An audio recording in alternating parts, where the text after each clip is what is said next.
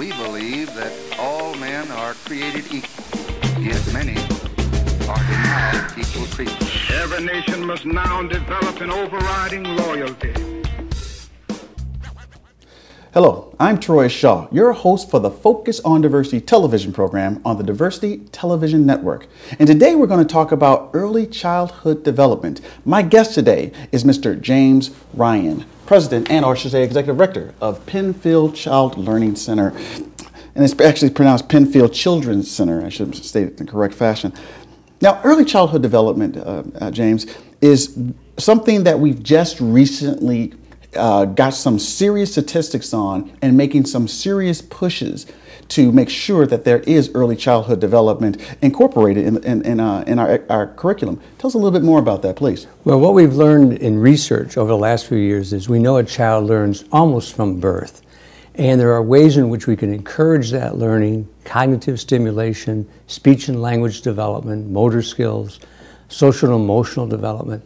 All of that helps build the foundation of future learning. And it's through the relationship of a child with the caregivers and parents that a lot of this cognitive and speech and language development can occur in such a way that can really make a difference in a child's life years and years and years later. Mm-hmm. Now, some people may say, James, that we're having more problems with our children today that are above the ages of 8 to 10 and 9. I mean, why should we spend more resources on early childhood development when we need to work in the here and now? I understand that. Understandable, because that's when you can see the problems. But those problems just didn't arrive when the child was 7, 8, 10 years, 11 years old. They started much earlier. There's some research that has been very solid about how important these early years are to get a child really ready for school, when they can really learn well, get parents involved in their learning very, very early, and how that is sustained when they go through early kindergarten, first grade, third grade. So by the time they're in 5th, 7th, and 9th grade, they are really solid rather than having struggled. And the research also shows children who are struggling in the 4th, 5th, 7th, 8th grades, they didn't start school prepared for school. They weren't ready. They didn't have the kind of language development, social skills, emotional control, and other kinds of things that make you a good learner and able to really enjoy learning and want to learn even more. Then let's talk about some of the programs that you're currently incorporating in Penfield Children's Center that does that. What are some of the programs? Oh, we have children, of course. Our children at Penfield Children's Center are already developmentally delayed through a medical condition or birth, or being prematurely born, or having some physical disability. So we already have to bring in some special resources. So we have physical therapists, speech and language pathologists, occupational therapists, special education teachers, particularly for cognitive stimulation. Okay. So, but we have found that if you work very hard with the child, bring the family engaged in the program, many of our children reach age-appropriate development and even beyond. But it may take a year, it may take 2 years. So when we get them at a year old, by the time they're 3, they could be caught up and do well. Of course, there are children who have lifelong disabilities. This will prepare them to even be better able to deal with those disabilities if we get them early. Now, if we're talking about children who are going through developmental problems and what have you, and you say you're getting the parents involved, how important is that? We got some professionals who already work there. How important is that to get the parents? Oh, the parents are incredibly important. In fact, we serve most of our children, 2/3 of our children that we see every year, which is about 1,000 children who are developmentally delayed, in their homes. And why do we go there? Because that's where the child is at and the parent is at. And we go into their homes with the parent to help the parent become a part of our team. Well, maybe it's a grandparent or maybe it's an aunt or an uncle. But whatever it is, so that when we leave after a couple hours of therapy, the therapy can continue on with the kind of interaction that occurs. So the training also occurs with the parent. And parents really love their children. They truly love their children, and they want to really help their child.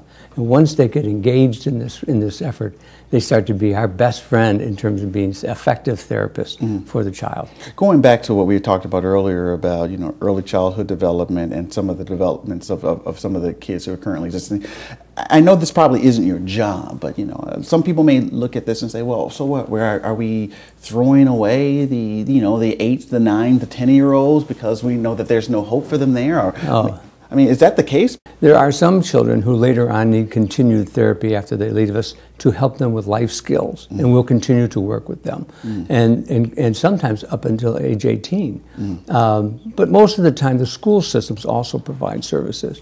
And once a child does go to school, we try and help in that transition to make the school more able to serve that child. And we do a thing called an individual education plan for the child with the school system. But there are young people who go into their teens who still need therapy, and we're delighted to provide it. You know, Dr. Wilder Penfield, actually a neurologist who made the statement that early childhood development is the core of what we should be doing to make sure. I mean, wildly ahead of his time in that statement. Wildly ahead of his time. Yeah, we're 40 years old as an agency. So 50, 60 years ago, Dr. Penfield understood the importance of early childhood development, and he said, never underestimate the very young and never ever let them down. And that's our theme. That's what we're about. Never underestimate their capacity. Children surprise us all the time. They come in with many disabilities and many problems and many issues. A year goes by or 2 years go by, and all of a sudden they're walking, they're talking, they're very bright. They're now past where they were so unable to express themselves, to even motor around, to be able to enjoy the curiosity of getting around. They surprise us all the time. You know, I lived in the area where Penfield Children's Center is currently located. I've lived in that area, and I have to be honest, I've never heard about the organization until just recently. This is something that we should be screaming from the rooftops, James, about what you guys are doing. I mean, I toured the facility. It's absolutely beautiful inside, and it's kind of like heartwarming and kind of sad at the same time that we have to, the human condition kind of like has to kind of like go through that process. Parents who want to get a hold of you, what do they need to do who may have need your services? Well, we have a couple ways that we can be found through the yellow pages, of course, Penfield Children's Center, and our telephone number is 344-7474, and they can call us. Okay. We have a website. Okay. Usual www.penfieldchildren.org. Okay. And they can find us, and we'd be delighted to help anybody. Are there Penfield Children's Centers all around the U.S.? No. Or okay, so we're just talking about within the Wisconsin area and Milwaukee. In Milwaukee, right. Now, there are other agencies that do similar things that we do around the country. Part of that is because the federal government has a law called Individuals with Disabilities Education Act, IDEA or IDEA. And so many places around the country do services. We've been pretty fortunate, though, because we have such great private support, so many contributors, so many donors, we can add additional services on top of what is provided through the government. Okay, well then, also for those individuals who are currently out there who may want to invest in early childhood development, James, tell us again, what can they do to get involved in from that degree? Okay, they can contact us again directly by telephone.